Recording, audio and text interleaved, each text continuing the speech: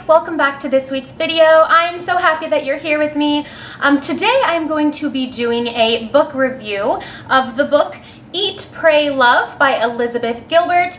I talked about this book in my summer reads that I did a couple of weeks ago, and I thought that since I recommended it, it was definitely something that I should try to read. So I went ahead and read it, and I'm going to go ahead and give you my thoughts on it. So this book is kind of an autobiographical story written by the author Elizabeth Gilbert about her times in her 30s when she kind of felt that life was not everything that she wanted it to be. She was in a marriage that she had thought she had wanted, but that it turns out that she didn't necessarily want, and so she really wanted to get out of this marriage.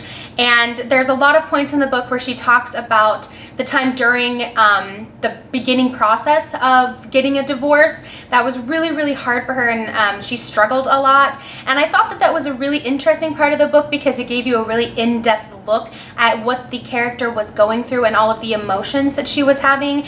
And those passages actually were quite comical too, because she would sit there and kind of be like, "What's wrong with you? Why are you acting like this?"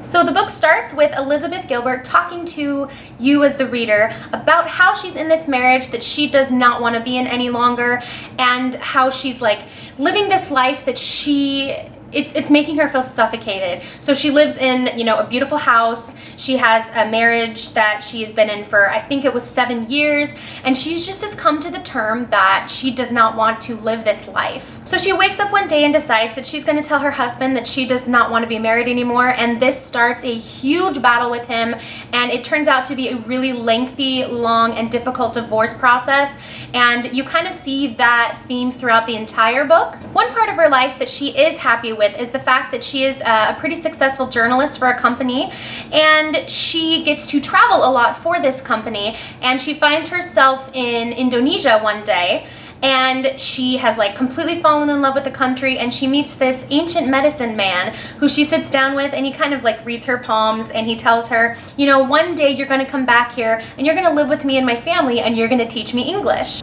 So it's this moment in her life that she kind of reflects on and looks back on and decides, I need to go travel, I need to do something for me so that way I can be happy in the life that I'm living. She talks her boss into letting her do this year-long travel to come up with a story about, her travels around the world and coming to terms with herself as an independent, newly single woman. She starts her trip off in Italy, and basically this part of the book is all about her learning Italian, which is a language she has always wanted to learn, but also it centers a lot on food. I really liked this part of the book because it was a part where you got to see, her indulge in things that, normally as women particularly, we don't like to do that because we're so afraid of what other people are going to think. We're so afraid about gaining that extra weight and not being able to fit in those jeans. Yet at this part of the book, she's like, basically, I'm just gonna eat all of the food I can and drink all of the wine I can and just enjoy life. The beginning part of the book is centered around her life pleasures, and I definitely thought that it was a really cool part of the book, and it was awesome that it centered itself in Italy. The middle part of the book, we find Elizabeth has gone to India to stay in kind of like this sanctuary where it's like full of yogis and people that want to come and kind of clear their head and clear their lives. This part of the book is probably the part where you see her struggle with herself the most, because she wants so badly to just clear all of the negativity out of her life that, she's just trying so hard, but that's actually hindering the process of her being able to let go of all of this stuff that's bugging her and to just become somebody that is calm and simple and doesn't have to have all of the, the noise that life brings. So originally she was only going to stay at this sanctuary for 6 weeks of her trip, but some things happen and you find out that her plans change. It is in this part of the book where we see Elizabeth almost coming to terms with acceptance of exactly who she is and who she will be.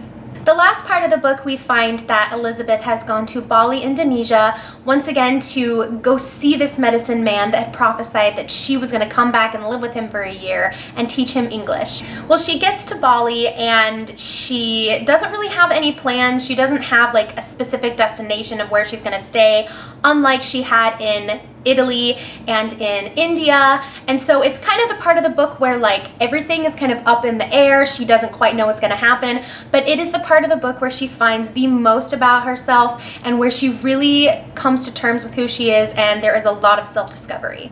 I really liked this book. I thought that the writing was really interesting and that it was comical at times, and it was just brutally honest. And I thought that that is something that is so cool that the author did, because it's really hard to be brutally honest about yourself and about things that are going wrong in your life. And I felt that Elizabeth Gilbert did a really great job of taking everything in her life that, you know, she felt that she had to look at, and she kind of displays it right there in front of her for everybody to read. And I just thought that it was a really interesting read. I gave this book a 4 out of 5 stars on Goodreads. I thought that it was a really fun summer read. There was a lot of comedic antics in it. There was a lot of interesting characters that she comes across. Now, I will say that there is some language in it, so if you have a problem with that, this might not be the book for you, but it's really not that big of a deal. It's just the type of person that Elizabeth is, and I just thoroughly enjoyed this book. I definitely recommend it. All right, you guys, that's all that I have for you today. Thank you so much for tuning in. Be sure to be on the lookout for some other book reviews that I have coming your way. Once again, the book was Eat, Pray, Love by Elizabeth Gilbert. It is a very good book. I definitely recommend it. Don't forget to pick up a book, immerse yourself, and I'll see you next time. Bye!